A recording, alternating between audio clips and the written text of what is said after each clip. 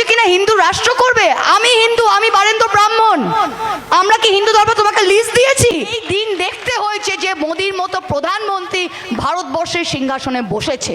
ভিডিওতে দেখতে পাচ্ছেন যে তিনি তৃণমূলের একজন কর্মী এবং তিনি মোদিকে নিয়ে কটাক্ষ করেছেন এবং ইসলাম ধর্মকে কতটা উপরে স্থান দিয়েছেন।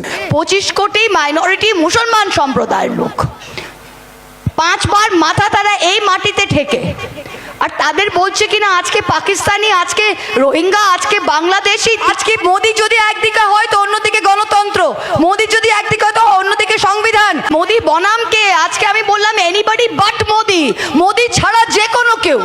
কারণ মোদি ভারতবর্ষের দিল্লি সিংহাসনে বসার জন্য এরকম অযোগ্য ব্যক্তি, এটা আমাদের আমি বলবো কালিমা যে আমরা এই দিন দেখতে হয়েছে যে মোদির মতো প্রধানমন্ত্রী ভারতবর্ষের সিংহাসনে বসেছে।